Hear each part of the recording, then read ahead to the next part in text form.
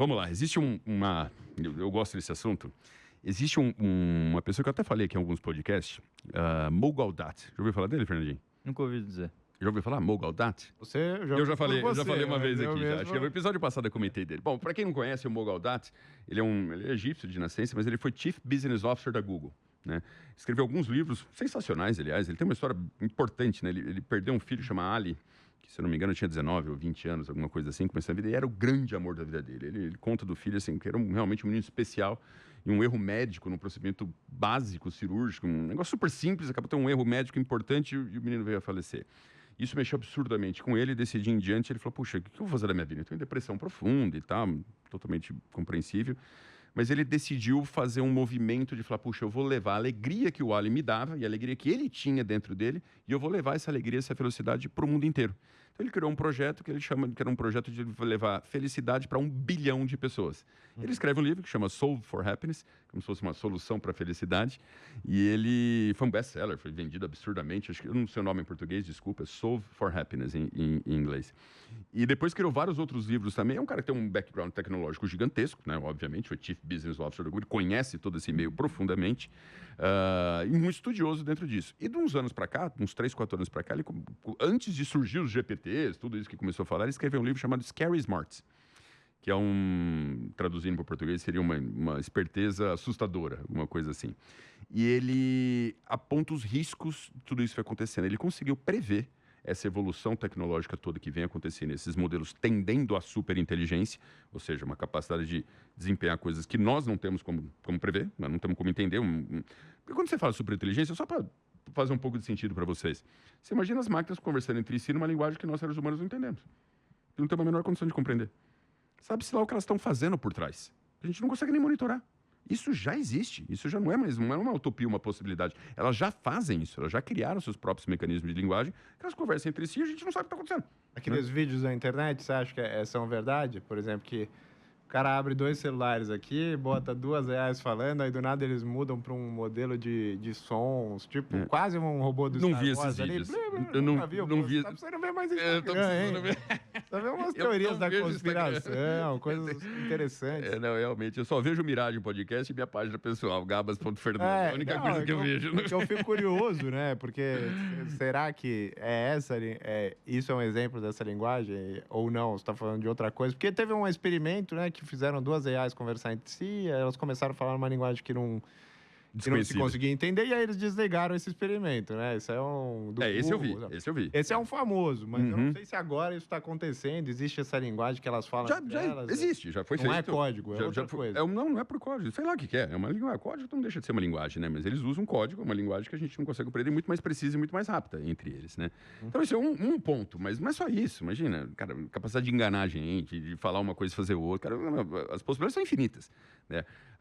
E o alerta do Mo Gaudat aqui é justamente o seguinte, bom, ele tem certeza plena. Ele fala, não é que eu estou dizendo porque eu acho, é porque eu conheço tecnologia. E eu sei que, devido a esses fatores que a gente comentou aqui, mais capacidade computacional, melhoras na parte algorítmica e todo esse acesso a informações que a IA vai ter, que vai ser capaz de entender absolutamente tudo que está acontecendo, é inevitável chegarmos numa superinteligência.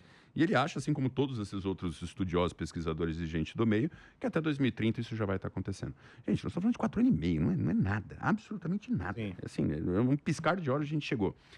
E ele diz o seguinte, que esse período de transição entre AGI e superinteligência, que ainda quando o ser humano ainda está tomando poder, que vai ser o período mais traumático, mais assustador, mais grave, mais preocupante que a gente já passou na história da humanidade.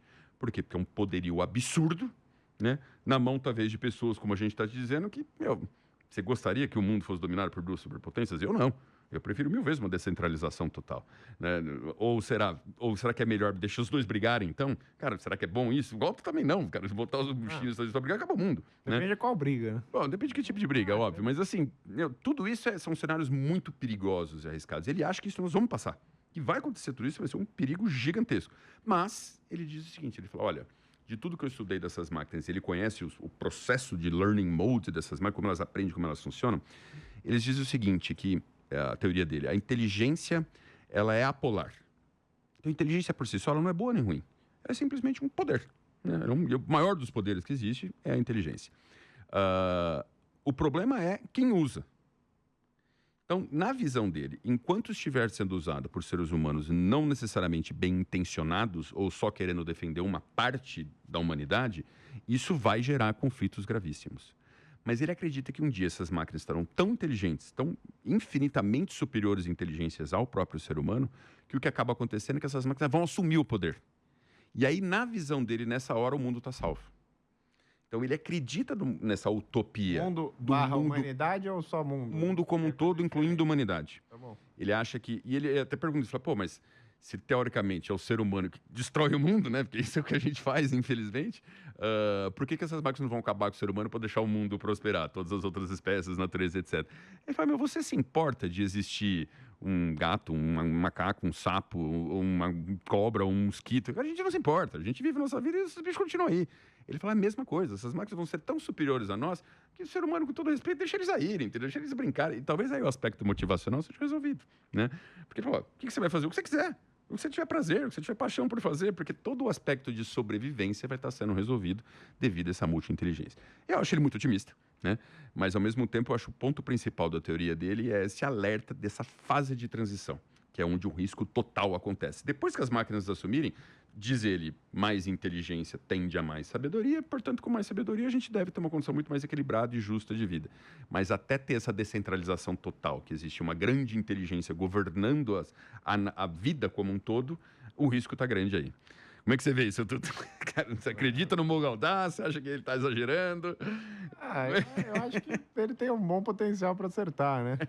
Mas eu não sei, assim, tem que ver o que vai ser esse risco. Se é uma guerra em larga escala, se é uma manipulação mental. Eu não entendo muito exatamente qual é o risco, entendeu? É um pouco... É meio Matrix, assim. Já começa a entrar no nível, assim, puta, é um risco que você nem vê. Você não vê.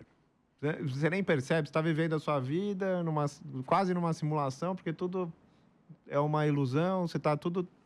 São pequenos passos para te enganar no meio do caminho, você nem percebe, então talvez não é um risco tão ruim, assim. Eu não almejo ele, mas eu não acho tão ruim. Eu preferia uma vida com mais liberdade. Agora, se for um risco de guerras nucleares, um Terminator, uma coisa nesse nível, Matrix. realmente é meio triste.